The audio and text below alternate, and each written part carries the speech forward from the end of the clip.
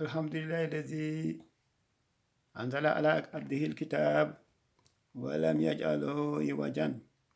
والصلاة والسلام على سيدنا ومولانا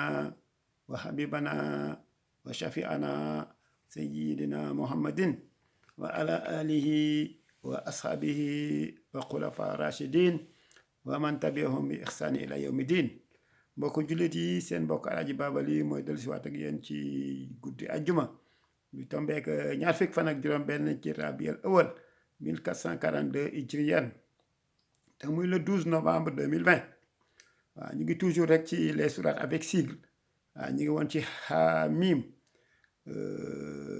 tey ñu ngi entamé la sourate 43 mooy Zuxruuf mooy l'ornement. waaw toujours rek c'est une sourate qui est composée de 89 versets. waaw juróom-ñetti fukk ak juróom-ñeent laaya. waaw yëpp nag ñu ngi ko révélé mu ngi wàcc Màkk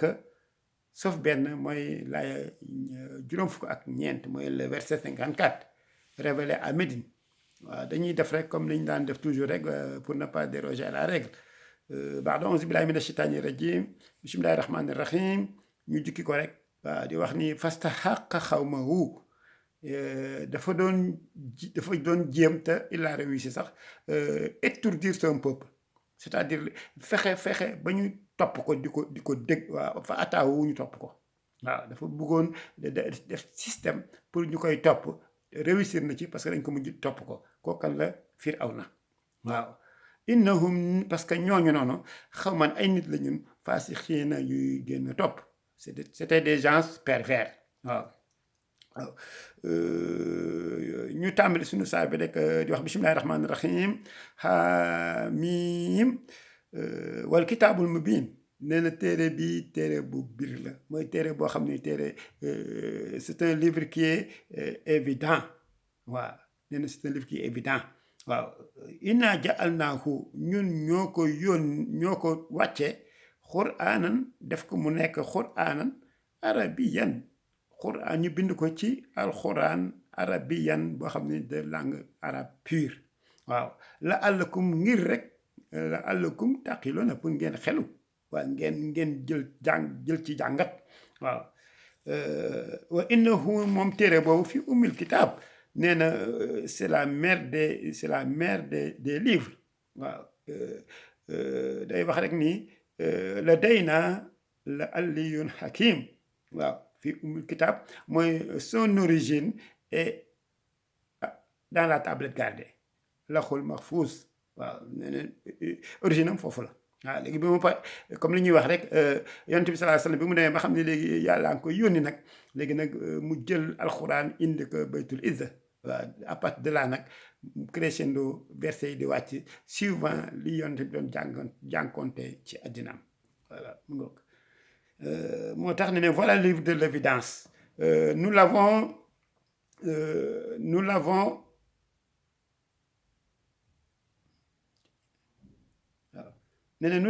envoyé. waaw nous l'avons envoyé. C'est le livre de l'évidence. Nous l'avons descendre avec une langue arabe pure. waaw pour le rendre accessible. waaw mooy nit ñi mën cee jot mën a xam maanaa bi. waaw nee na alxuraan boobu son origine est dans le ciel. waaw moo li ñu doon wax léegi lawhul mahfuz. waaw léegi nag yàlla da ko bind avec un style éloquent. mooy boo xam ne bi dafa saaxa dafa leer nañ. waaw ba pare inimitable kenn mënu ko toppandoo. waaw mu ne nag loolu yëpp nag pour que les hommes puissent bien le comprendre, le concevoir et méditer sur le sens des versets. waaw nee lu muy def loolu yëpp nag dafa bëgg doomu aadama yi bàyyi ci xel xalaat ci pour mën a xam maanaa laaya yi. waaw pour ñu mën ci jariñu. waaw ensuite ñu jox alxuraan dëgg dayoom. waaw jox ko gëddam. borom bi subhaanahu wa taala dafay wax ni son origine est au ciel. waaw est au ciel. waaw moo tax te dañuy comprendre rek la waxal mahfuuz ni ñu ko waxee woon sànq. waaw valeur alxuraan buur bi subhaanahu wa taala mu ngi koy wane ci sóoratu Waaqi'a waaw surat 56 verset 77 78 79 day wax innahu ni ki moom mooy alxuraan la quraanun karim alxuraan ju noble la alxuraan ju tedd la fi kitaabun mu biin ci lawhul mahfuus waaw ci téere bu biir waaw nee na laa yamassuhu nag du ko laal illal mutahharuuna njariñi laab donc alxuraan moom war a ko laal te laaboo yàlla ci boppam moo ko wax waaw moo tax mu ne le Coran en fait est une lecture réconfortante waaw boo koy jàng daf lay jox réconfort waaw da lay gën a dëgëral waaw te tamit ñëw na encore ci suratu 80 surat Abasa waaw ci verset 13 14 15 16 dafay wax rek fii suhufin waa ci ay feuillet mukarramatin yoo xam ne dañu tedd waaw ñu tedd waaw marfuatun yoo xam ne dañ ko élevé waaw mooy xam nga alxuraan dañ lawhul mahfuus moom nekkul fi yëpp mu nga fa kawe mu nga ca kaw waaw léegi nee na mutahharatun ba pare dañ ko dressé à une haute altitude waaw une haute altitude ba pare mutahharatun mu laab waaw ñu def ko ci bërëb boo xam ne dafa laab bi ay din ñu teg ko ci ay loxo yoo xam ne bi ay di safaratin entre les mains des anges yoo xam ni ce sont des ambassadeurs yàlla moo leen jox ne leen am leen yóbbul leen peuple sangam voilà nee na bi ay din safaratin waaw mooy entre les mains des ambassadeurs waaw kiraamin barara nee na kiraamin aji tedd lañu ba pare te barara te dañu nangul borom bi waaw yiw rek la ñuy def ñoom yiw rek la ñuy dox nee na fa nadribu ankum zikra ne est-ce que da ngeen di renoncer si zikra mooy le rappel mooy alxuraan waaw pour mu nekk avertisseur waaw in kuntum xawman ndare nekk ngeen nag ay nit musrifoona yoo xam ne dañu génn topp waaw des gens outranciers waaw fasixiin mooy des gens outranciers nga xam ne dañuy jégg dayoo waaw dañuy jégg dayoo day wax rek ni wa kam arsalna ñaata la yónnee min nabiyin ci ay ndaw ay yonent fil awwalina ci ñu jëkk ña génération yu jëkk yi ñaata la envoyé ay yonent ay prophètes ñu ñëw ci ñoom pour avertir leen wama yaatihim te dikkeewul nag min nabiyin yonent rek illaa dikkeewul leen rek yonent illaa kaanu na dara ñu nekk rek bi yastahzi'uun di ko mokke di ko yëjji di ko raaye waaye di ko fontoo waaw amul yonente bu ñu yónni rek te fekk peuple ba ñu ko yónni woon nekk ñu di ko mokke waaw di ko mokke waaw ba aucun prophète ne s'est présenté à eux sans qu'il ne les tourne en dérision waaw sans qu'il ne les tourne en dérision à cause de cela nous avons pu faire périr les plus redoutables waaw fa aklaqnaa ashadda minhum batshan nee na dañoo jàpp ñi nga xam ne ñoo ci gënoon redoutable ñi nga xam ne ñoo ci ëppoon kattan ëpp ci fit ñu jàpp leen faagaagal leen waaw parce que tamit ñoo ko def waaw ñëw na tamit si wa mada nee na wa mada wéy na masalul awwalina mooy l'exemple des anciens ñu jëkk ñi nga xam ne yàlla dafa yónni woon yoon ci ñoom nee na ñooñu seen exemple jàll na waaw jaar na fi jaaraat fi waaw kon nag borom bi subhaanahu wa taala rek nee na musul alak ay maas ay génération kenn xamul nu mu toll li mu ci alak kenn xamul nu mu toll waaw nee na rek moo tax muy wax ci téere bi rek parcourez la terre et vous verrez quelle a été la fin des peuples qui traitaient nos signes de menteurs waaw moo tax c'était des gens des brigands des idolâtres et cetera waaw mu ñëw ci surat 40 Ghafir waaw muy verset 82 waaw afalam yasiru nee na ndax doxu leen rek fil ardi ci suuf mooy ngeen voyager fu ne ërqubale ngeen dugg fa pour xool waaw fa yanduru ngeen gis kay fa niki kaana mu nekkee woon aqibatu ni mu nekkee aqibatu mujjantelu lazina gaa yi nga xam ne min xablikum ñoo leen jiitu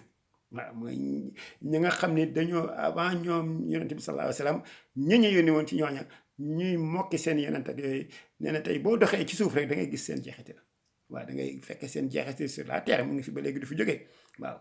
waaw moo tax fa ñoom yonti yàlla lóot waaw Gomor Sodome et Gomor ku fa dem tey jii nii gis na mu mel kenn mënatu fa dëkk kenn mënatu fa dëkk parce que yàlla moo ko mu def mu nekk inculte foo xam ni ñax du fa sax dara du fa mu ngi noonu dafa leen alaga bërëb boobu waaw moo tax mu wax rek ni kaanu ñooñu mooy ñooñu ñu yónni woon ñu njëkk ña waa aksara minhum ashaddu nee na ñi gënoon bari ci ñoom ashadda quwwatan dañu amoon kattan yàlla daf leen joxoon kattan wa asaaran ay jeexital mooy alal jox leen lu ne waaw fil àdd ci suuf nee na fa maa aghnaa anhum mais du leen jëriñ anhum ci ñoom maakaanu li nga xam nekkoon nañ ko yaksi buuna di ko fàggu mooy lépp la ñu def amul dara loo xam ne dina leen amee njariñ à la fin waaw la in sa'altahum boo leen laajee ñooñu noonu man xalaqa samaawaati wal ard kan moo bind asamaan suuf la yaqulunna danañu wax ni xalaqahunna waaye bind na ko Aziz ki nga xam ne mooy aji borom kàttan ji l'omnipotent waaw al alim kii tëral bépp mbir fu mu yelloo tëdd waaw omniscient waaw moo tax allazi mooy buur bu nga xam ne jaala lakum moo leen defal al ardu suuf mi aadan mu nekk un berceau waaw ci ngeen di tëdd ci ngeen di noppalu ci ngeen def loo leen bëgg a def rek ci suuf ngeen koy def voilà kon mu ngi noonu wa jaala lakum nag moo leen defal nag fiihaa ci suuf soosu nag subulan ay sànce mooy nga defal leen ci ay yoon yoo xam ne ci ngeen di jaar pour boo leen di dem la àllakum ngir yéen rek taxta doona ngeen mën a gindiku waaw parce que bu ko deful woon ni del nekk ci suuf di wër fu ne waaw pour fu muy jaar pour génn ci benn situation wala ci beneen moo tax nee na walazi mooy buur bu nga xam ni nazala moo wàccee mina samaay ndox ma mina samaay asamaan ma ndox bi xadarin avec mesure nag mooy ci kéem nu mu ko soobee waaw fa ansar naa nee na mu dundal waaw baladan mayitan nee na mu dundal suuf soo xam ne dafa wow koŋ mooy baladan mayitan suuf su dee waaw man damay jàpp rek ne suuf du dee suuf day wow rek waaw bu ci defee ndox rek mu ñox-ñoxi voilà mu ngoog moo tax kazaalika nee na noonu may jëlee suuf mu wow koŋ ba ñëpp dafa ne dafa dee waaw parce que yàlla tamit buy wax ay parabole ay anaphore ay métaphore yooyu yëpp lay employé voilà kon nag da ngay gis rek nii même bu waxee ni baladan mayitan du proprement dee waaw kon nag mi ngi noonu kazaalika nit ki noonu nag taxrujuuna noonu ngeen di génnee nañ leen di dekkale waaw kon day wane rek sa toute puissance waaw da ngay gis buur bi politique yi nangul nañ ne buur bi ne moo bind asamaan ak suuf waaye nag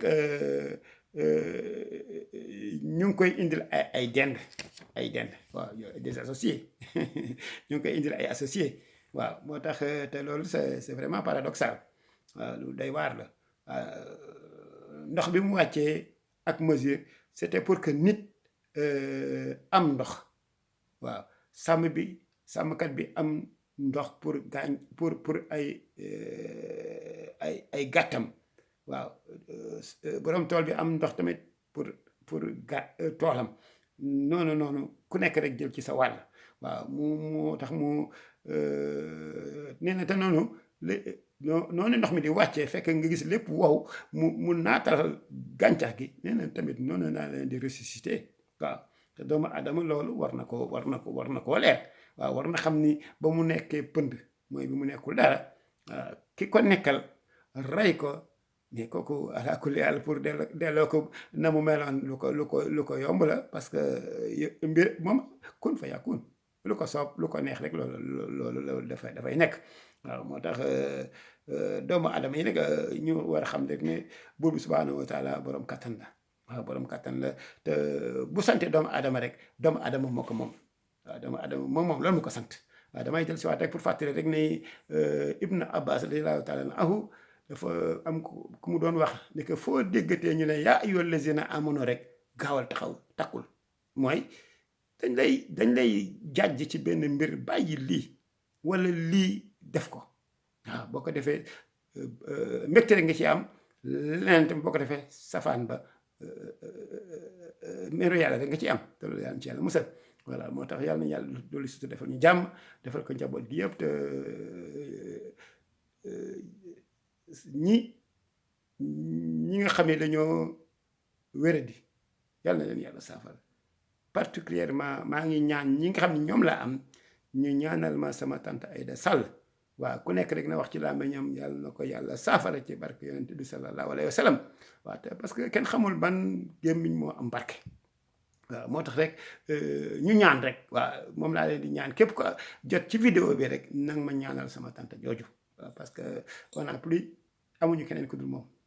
moom la fi yàlla bàyyi pour le moment di ñaan nag yàlla gën ko fee bàyyi nag waaw wax dëgg yàlla parce que nag on a besoin d'elle waaw moo tax yàlla borom sutura yàlla na yàlla fajaaj yi biir nangu ñaan yëpp rek ci barke yonent bi sallallahu alayhi wa sallam allazina yastami'una al-qawla wa yattabi'una ahsanahu ulaika allazina hadahumullahu wa ulaika hum ulul albab albirru la yabla wa zanbu la yunsa wa dayanu la yamut if'al ma shi'ta wa kama tudin tudan wal aqibatu lil muttaqin fi amanillah